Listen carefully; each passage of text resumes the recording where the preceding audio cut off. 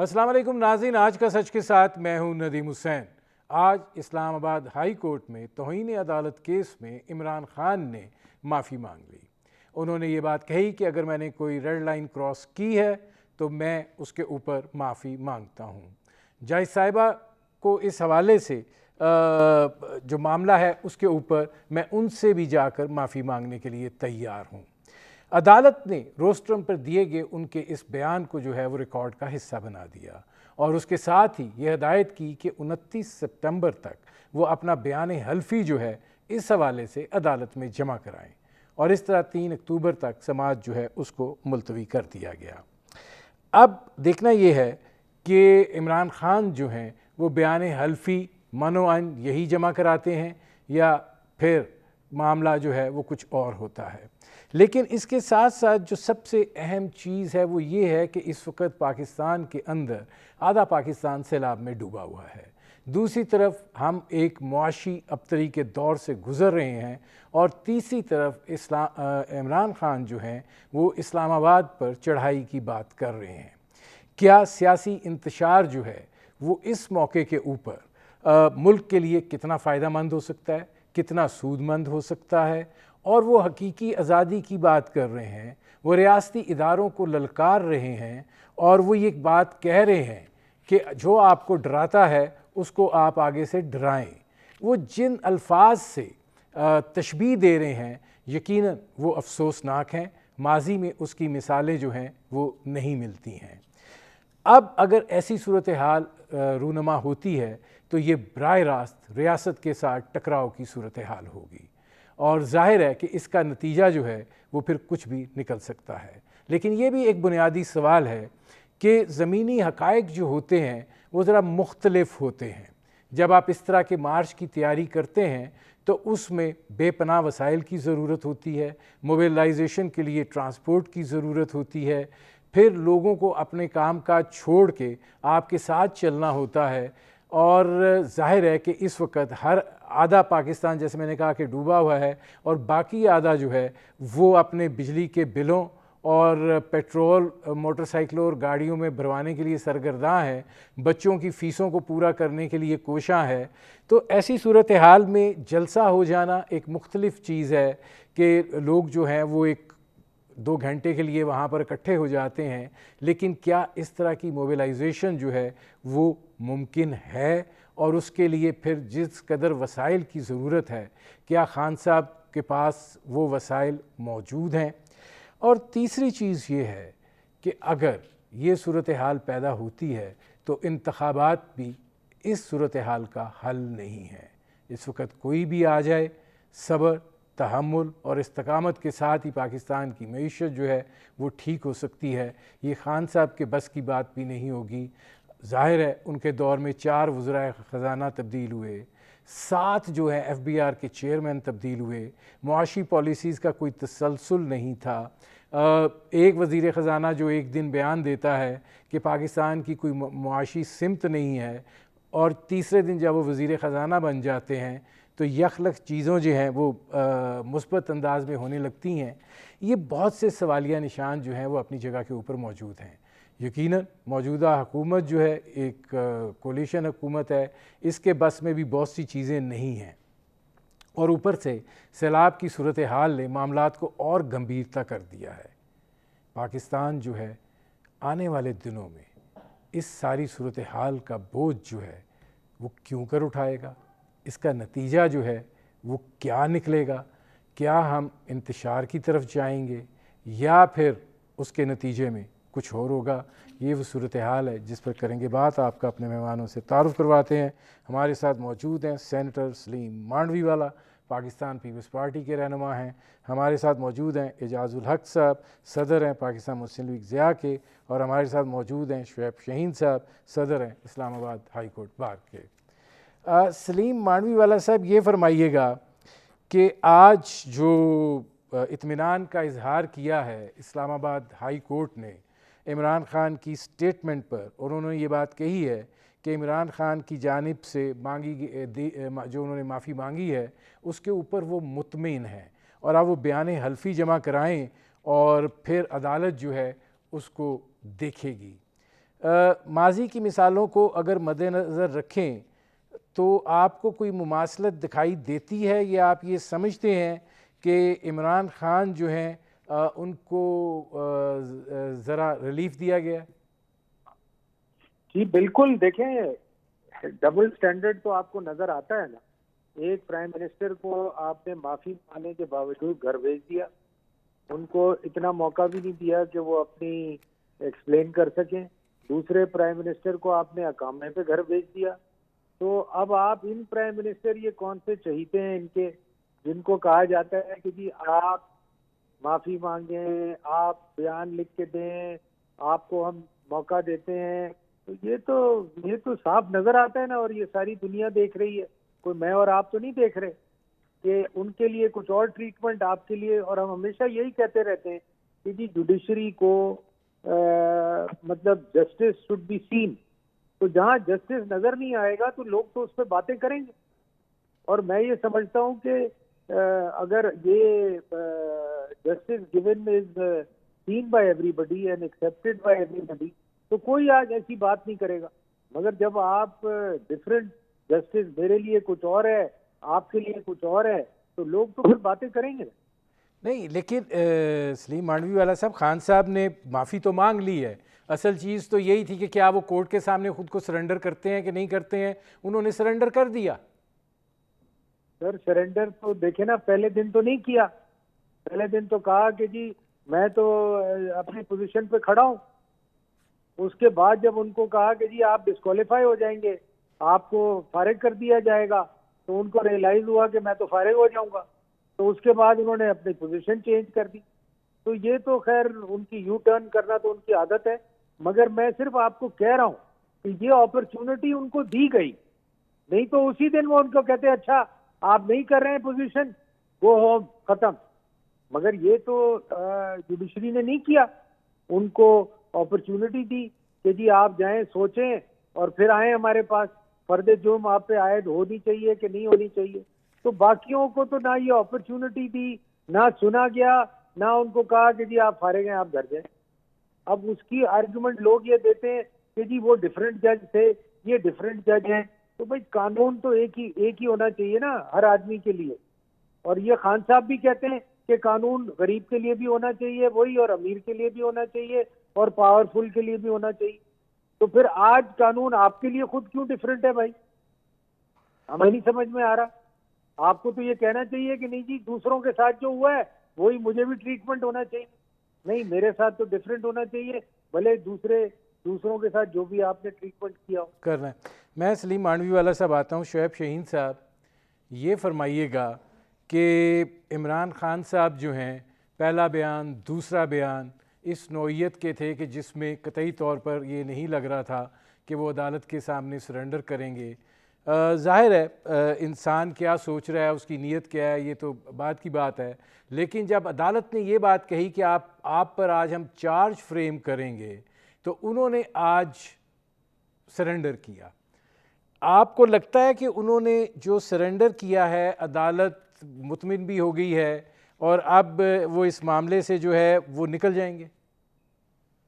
دیکھیں، پہلی بات تو میں آپ کی بات کا جواب دینے سے پہلے اگر میں مانڈوی والا صاحب کی ایک بات کا جواب دے دوں کہ جو انہوں نے ڈسکریمنیٹ یا ڈبل سٹینڈرڈ کی بات کی ہے، صرف اس کو بات کر کے آگے بڑھوں گا. جو یوسر رضا گیلانی صاحب کی بات کر رہے تھے، ان کو کئی سال تک یہ کہا گیا کہ آپ خط لکھیں سوئس گورنمنٹ کو. انہوں نے ماننے سے انکار کر دیا تھا، جس کے اوپر پروسیڈنگ ہوئی اور فائنلی کلمینیٹ ہوا، ان کو چند سیکنڈ کی سزا ہوئی. دوسرے کیس کی اگر بات کروں، مانوی والا صاحب کو شاید یاد نہ ہو، بے نظیر بھٹو صاحبہ نے کچھ الفاظ اور القابات سپریم کورٹ کے ججز کا متعلق کہے تھے جو یہاں آپ کے پروگرام میں نہیں کہہ سکتا، وہ کورٹ کی پروسیڈنگز کا حصہ ہے. بے نظیر بھٹو صاحبہ نے معافی بھی نہیں مانگی تھی، اور اس کے باوجود کورٹ نے وہ آبزرویشن دی تھی اور کہا تھا کہ نہیں، وہ سابق پرائم منسٹر ہے اور جس طرح ان کو آؤسٹ کیا گیا ہے، شی از ان اے پوزیشن کہ اس نے اس طرح کے الفاظ جو کہے وہ توہین کی نیت سے نہیں کہے، اور ان کو ڈراپ کر دی تھی پروسیڈنگ. اسی طرح اگر آگے میں آؤں تو نہال اور دانیال اور طلال کی 2 ججمنٹیں ہیں، اس پہ انہوں نے معافی نہیں مانگی تھی اور ریپیٹڈلی وہ الفاظ دہرائے تھے جو سپریم کورٹ کی ججز نے اس میں ججمنٹ میں بھی لکھا ہے اور جو کہ توہین عدالت میں آئے تھے.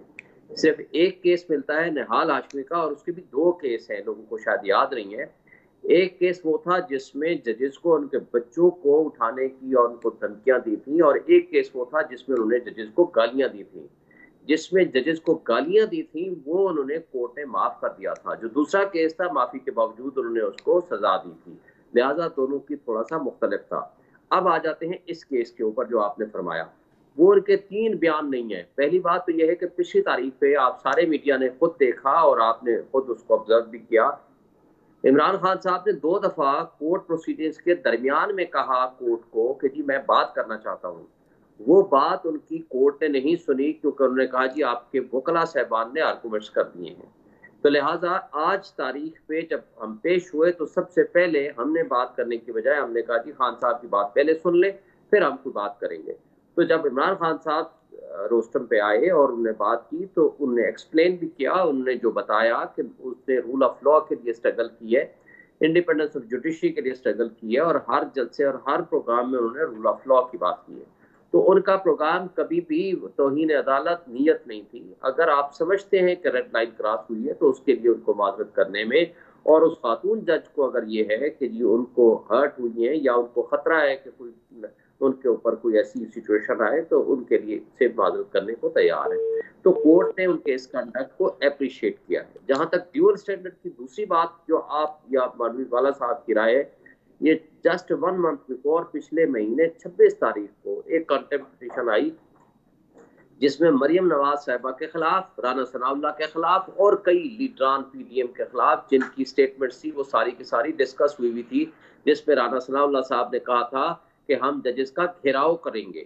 اسی طرح مریم نواز صاحبہ نے کہا تھا کہ یہ میچ فکسنگ کی طرح کورٹ فکسنگ ہوئی ہے، اور بھی بہت سارے الفاظ اور القابات سے انہوں نے نوازا تھا کہ جوڈیشل کو ہوا ہے۔ اسی طرح کی اور بہت ساری باتیں تھیں۔ باتیں ہیں، میں آتا ہوں شعیب شاہین صاحب۔ اچھا، اعجاز الحق صاحب یہ فرمائیے گا کہ بڑا عرصہ آپ نے خاموشی گزاری، اس کے بعد آپ جب سیاسی افق پر نمودار ہوئے تو آپ عمران خان کی گاڑی چلاتے ہوئے نظر آئے، کیا سوچ میں تبدیلی آئی ہے یا آپ یہ سمجھتے ہیں کہ ایک اصل سیاسی قوت یہی ہے؟ دیکھیں، بات سیاسی قوت کی نہیں ہے، بات جو ہے وہ سوچ کی ہے، اور میں یہ سمجھ رہا تھا کہ یہ جو کچھ ہوا ہے اور جس طریقے سے ہوا ہے یہ ملک کے لیے بہتر نہیں ہے، اور اس کا ازالہ کرنے کے لیے میں سمجھ رہا تھا کہ ماحول ایسا پیدا ہو ملک کے اندر جس سے کشیدگی کم ہو۔ اور آپ نے دیکھا کہ اس وقت ہم کس کرائسس سے گزر رہے ہیں، چاہے آپ اکانومی کو لے لیں، چاہے آپ ایکسپورٹس کو لے لیں، چاہے اپنے روپی کو لے لیں، چاہے آپ فزیکلی سیلاب کو لے لیں۔ تو اس ماحول کے اندر جب تک کہ کشیدگی رہے گی تو حالات خرابی کی طرف جائیں گے، بہتری کی طرف نہیں جائیں گے۔ یہ میں نے شروع کیا تھا جب ماضی کے اندر بھی بہت دفعہ موقع ملا، جب پرویز مشرف اور نواز شریف صاحب کے درمیان معاملات خراب ہوئے تھے تو اس وقت بھی میں نے بڑی کوشش کی تھی کہ ان معاملات کو ٹھیک کرواؤں، لیکن اس وقت نواز شریف صاحب نہیں مانے۔ پھر 5 مارچ سے لے کر اور رجیم چینج تک خان صاحب کے ساتھ بھی بڑی گفتگو رہی ہے۔ اس سے پہلے 3.5 سال وہ وزیر اعظم تھے، میں ان کو نہیں ملا۔ تو اس لیے مطلب کہ گاڑی تو ہمارا ایک جلسہ تھا، اس میں جا رہے تھے تو وہ گاڑی میں نے چلا لی، اس میں کوئی وہ بات نہیں ہے۔ لیکن بات یہ، لیکن اعجاز الحق صاحب ایک سوال ہے، آپ نے ایک بات کہی ہے اور وہ بات آپ نے یہ کہی ہے کہ آپ نے کشیدگی کم کرنے کی کوشش کی، ایک بڑی ملاقات کا بڑا اسلام آباد میں تذکرہ ہے۔ کیا آپ اسٹیبلشمنٹ کے ساتھ بالواسطہ رابطے میں عمران خان صاحب کی معاونت کر رہے ہیں، اور کیا اس میں کوئی آپ نے مدد کی ہے؟ دیکھیں، پہلی بات تو بڑی میں کلیئر کر دوں کہ اسٹیبلشمنٹ کو کسی کی معاونت کی ضرورت نہیں ہوتی۔ میں رابطے کی بات کر رہا ہوں، رابطے کی کہ عمران خان صاحب کی معاونت کر رہے ہیں اس رابطے کے لیے۔ ان کو کسی کے رابطے کی ضرورت نہیں ہوتی۔ اگر ہم خان صاحب سے مل لیں گے، ان کو بتائیں گے کہ بہتری کا راستہ کیا ہے، اسٹیبلشمنٹ سے ٹکراؤ نہ لیں۔ اگر ہم اسٹیبلشمنٹ کو ملیں گے تو ان کو بھی بتائیں گے کہ محاذرائی سے بہتر ہے کہ جی ہم ایک اچھا ماحول پیدا کریں۔ تو کیا ان کو کیا ضرورت ہے کہ ان کے پاس اپنے اتنے سورسز ہیں، یہ ایسی افواہیں تھیں اور باتیں تھیں کہ میں نے نمبر بلاک کر دیا یا نمبر بلاک ہو گیا. کوئی نمبر اس ملک کے اندر بلاک نہیں ہوتا. ہر کوئی انتظار میں ہوتا ہے کہ کب موقع ملے گا اور کب میں جناب اپنا انٹری لوں گا. سب سے بڑی مثال میں آپ کو دے دوں کہ چارٹر آف ڈیموکریسی کی تھی, جو آپ اس کو پڑھیں ذرا پورے چارٹر کو, تو اس میں آپ کو لگے گا جناب کسی اسٹیبلشمنٹ کے کسی بندے سے ہم نے ہاتھ نہیں ملانا. ڈیموکریسی, جمہوریت, اس کی بالادستی کے لیے ہم نے کام کرنا ہے. اور ابھی اس کی انک جو تھی وہ سوکھی نہیں تھی, تو آپ نے جناب ابو دھابی کے اندر میٹنگز ہو رہی تھیں پرویز مشرف صاحب کی اور محترمہ بے نظیر بھٹو کی. تو یہ کہنا جی کہ رابطے نہیں ہے, رابطے ہر کسی کے ہوتے ہیں. چلے آپ نے کم از کم یہ بات بتا دی کہ خان صاحب کا بھی نمبر جو ہے انہوں نے بلاک نہیں کیا ہوا تھا. مجھے ایک بریک لینا پڑ رہا ہے. ناظرین, ہماری گفتگو جاری ہے, ایک مختصر سے کمرشل بریک کا وقت ہوا ہے. ملتے ہیں اس وقفے کے بعد.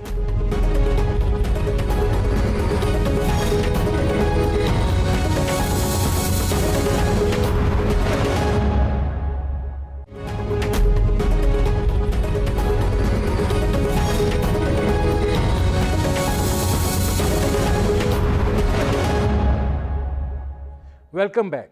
سلیم مانڈوی والا صاحب, اب یہ فرمائیے گا کہ ایک طرف سیلاب ہے, دوسری طرف جو اقتصادی پاکستان کی صورتحال ہے وہ بہت نازک ہے, اور تیسری طرف عمران خان صاحب یہ بات کہہ رہے ہیں کہ ہفتے سے ملک کی تحریک کا آغاز کر رہے ہیں.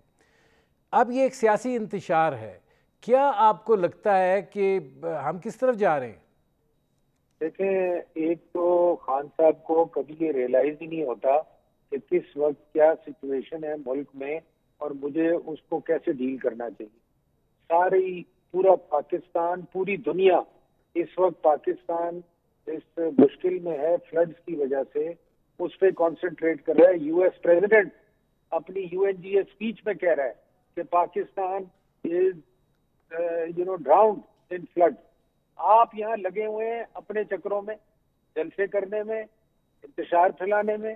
آپ کو ریئلائز ہی نہیں ہو رہا کہ اس وقت ملک کس حالات سے گزر رہا ہے. تو اس سے پتہ چلتا ہے فریم آف مائنڈ ایک آدمی کا کہ اس کو آئیڈیا ہی نہیں ہے کہ میں نے کیا بات کرنی ہے. کیا یہ ایسی بات ہے کہ شادی میں جا کے جنازہ پڑھنا شروع کر دینا اور جنازے پہ جا کے اس کو سیلیبریٹ کرنا شروع کر دینا. ان کا یہ حال ہے. سمپل ورڈ میں ان کی مینٹل حالات اس طرح سے ایکسپلین کروں.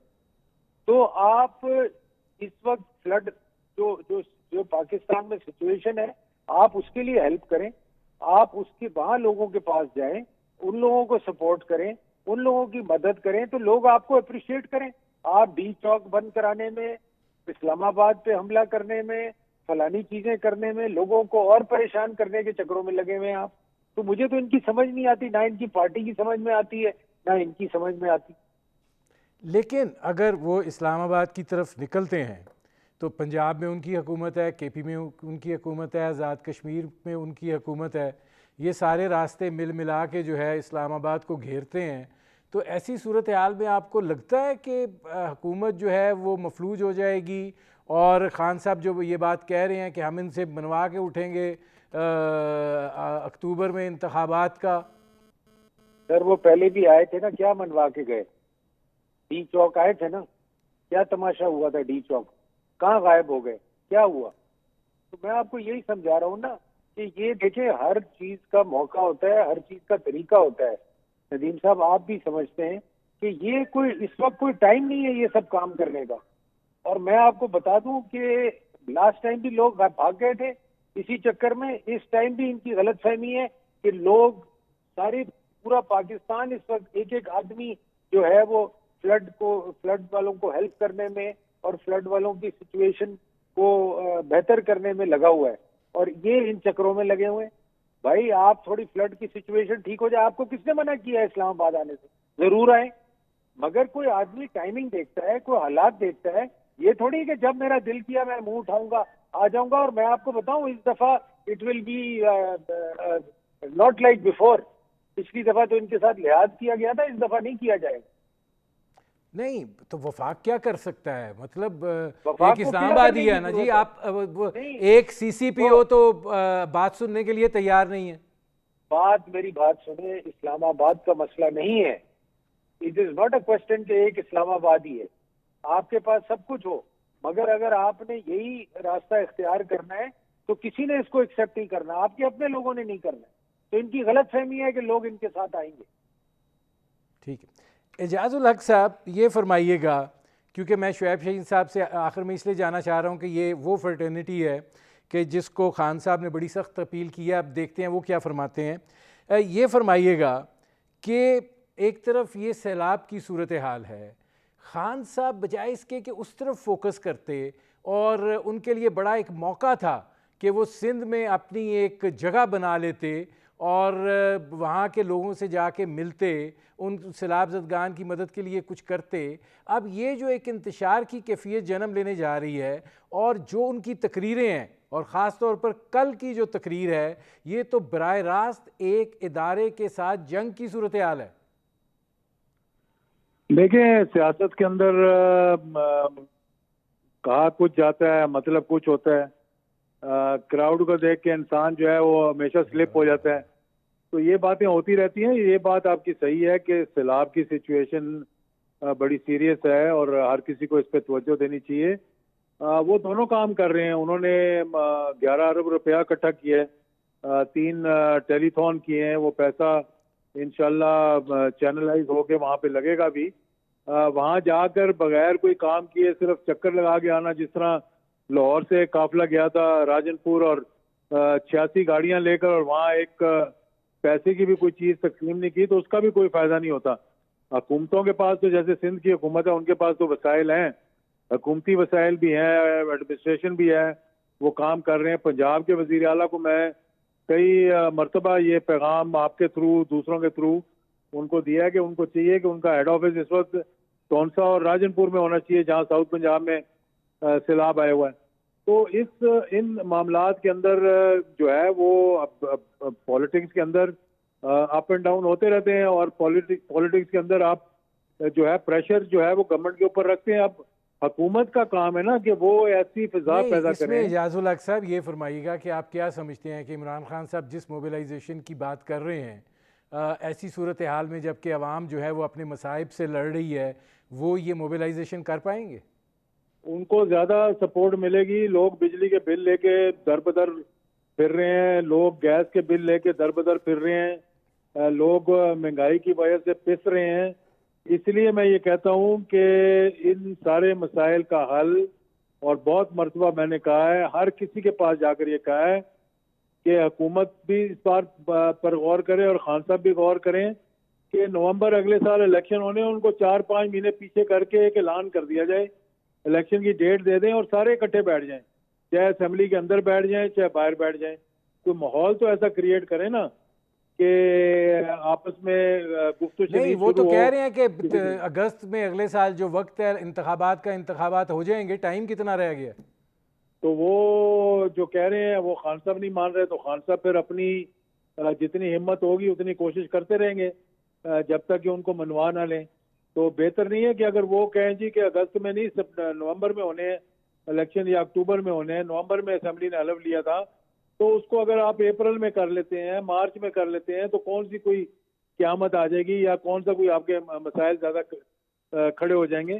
تو اس سے ایک بہتر ماحول پیدا ہو جائے گا. میرا خیال ہے کہ پھر بیٹھ کر آپ تمام مسائل جو ہیں ان پہ گفتگو کر سکتے ہیں, جو آؤٹ اسٹینڈنگ ایشوز ہیں ان کو ریزالو کر سکتے ہیں, اور ملک کو بہتری کی طرف لے جاتے ہیں. اس وقت تو ایک اسٹینڈ اسٹل ہے نا, سوائے چیف آف آرمی اسٹاف کے کوئی ٹربل شوٹنگ نہیں کر رہا, کسی کی کوئی بات نہیں سن رہا. پیسے جو ہیں اگر سعودی عربیہ نے اپنے 3 ارب کو ایکسٹینڈ کرنا ہے 1 سال کے لیے, تو وہ بھی چیف آف آرمی اسٹاف کو جا کے بات کرنی پڑتی ہے, چائنا بھی ان کو بات کرنی پڑتی ہے, UAE بھی ان کو بات کرنی پڑتی ہے.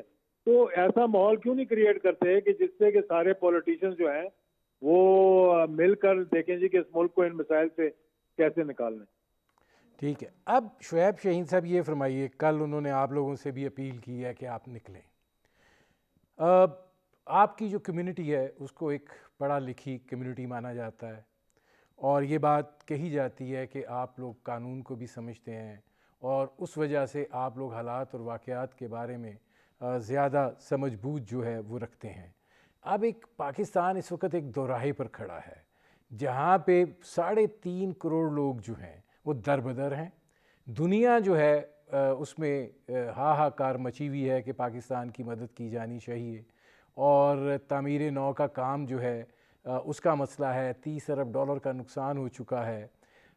دوسری طرف پاکستان کی اقتصادی صورتحال کو سنبھالنے کے لیے جو بھی کیا جا رہا ہے وہ ہو رہا ہے.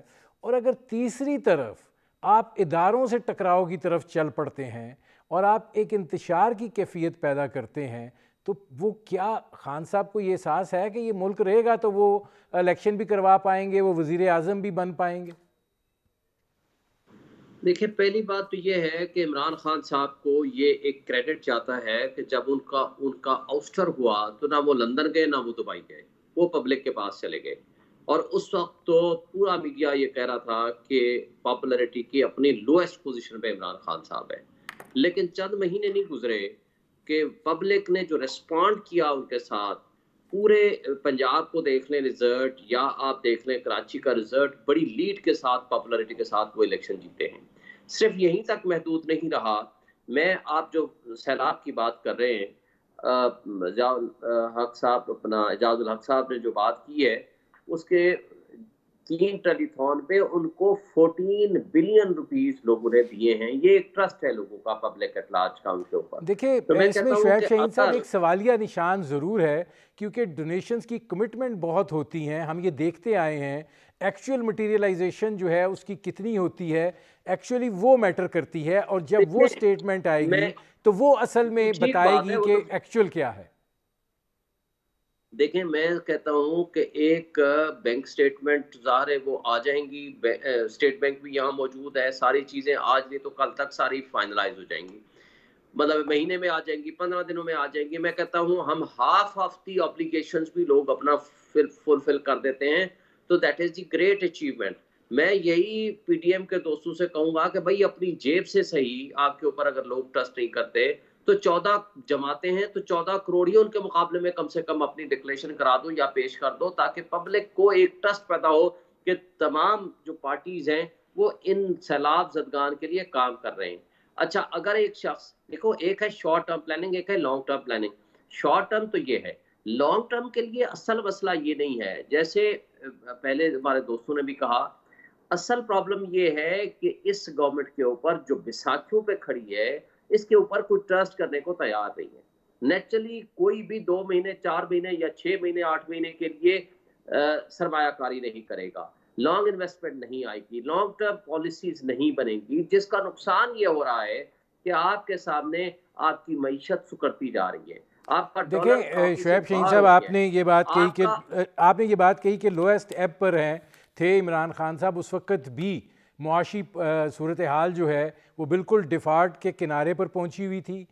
جس حکومت کی 4 سال میں 4 وزیر خزانہ بدلیں, 7 چیئرمین ایف بی آر بدلیں, نہ ٹیکسیشن کی پالیسی ہو نہ وہ پالیسی ہو, تو کیا نتیجہ نکلے گا؟ انڈیکیٹرز دیکھ لیں, آج کیا آپ کے اکنامکس انڈیکیٹرز ہیں, اس وقت کیا سچویشن تھی, اس وقت کیا گروتھ چل رہی تھی جو آفیشلی انہوں نے خود کہا ہے, اور آج کیا گروتھ چل رہی ہے.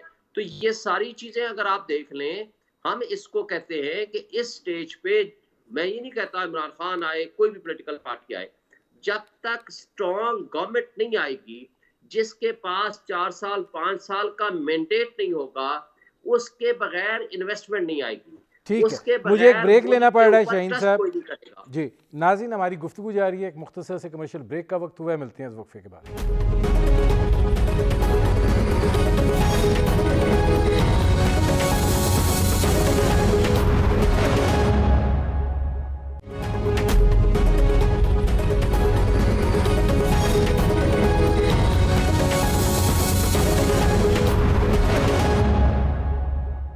Welcome back. اعجاز الحق صاحب, یہ فرمائیے گا کہ آپ درمیانی راستے کی بات تو کر رہے ہیں, 2-3 مہینے ادھر 2-3 مہینے ادھر. ہمارے ہاں ہمیشہ بہت سارے فیکٹرز بہت سی صورتحال کے حوالے سے رہے ہیں.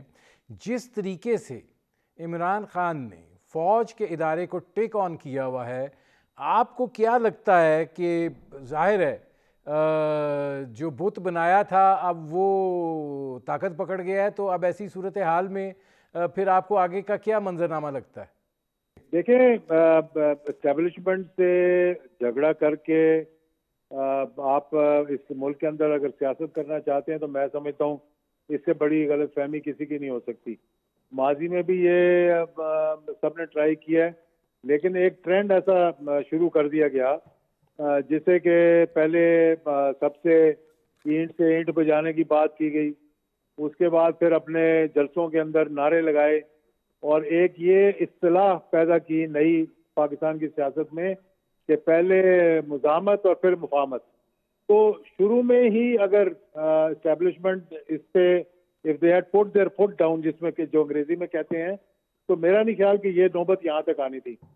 خان صاحب بھی کئی دفعہ اس قسم کی بات کر دیتے ہیں جو میں سمجھتا ہوں کہ صحیح نہیں ہے اور ان کو یہ بات نہیں کرنی چاہیے، لیکن میرا خیال ہے کہ یہ بات سب کو سمجھ آ گئی ہے کہ معاملات ٹھیک ہوں گے تو پھر چلیں گے. کوئی ایسا بت نہیں ہے جو آپ کے سامنے کھڑا ہو جائے، چاہے جتنا بھی زور آپ لگا لیں، اس مفاہمت کے ساتھ ہی آگے بڑھ سکتے ہیں آپ. ایک اچھے طریقے، ایک اچھے انداز، ایک اچھے اعجاز الحق صاحب، میں آپ سے دو الفاظ کی تشریح چاہتا ہوں.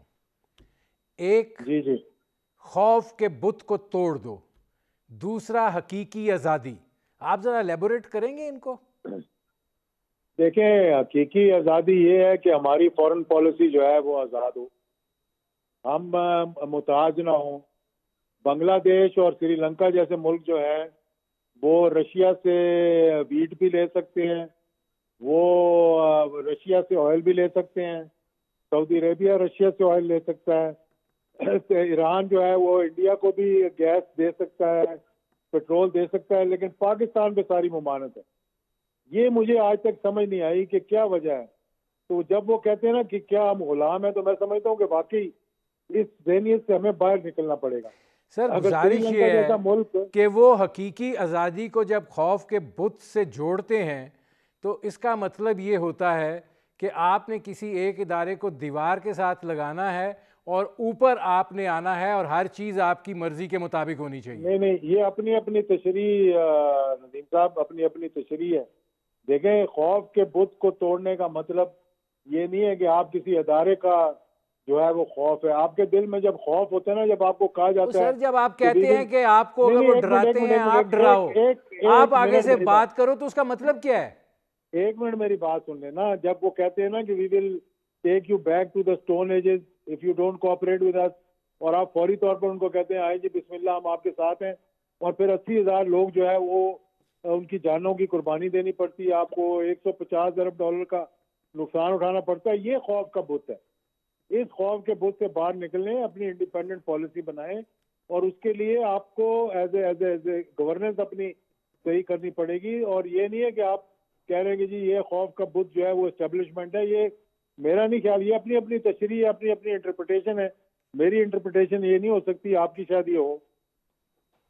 اچھا، اب اس میں شعیب شہین صاحب یہ فرمائیے گا کہ آج چیف جسٹس سمر عطا بندیال نے ایک دفعہ پھر پی ٹی آئی کو یہ بات کہی ہے کہ پارلیمنٹ میں جائیں اور اپنا کردار جو ہے وہ ادا کریں.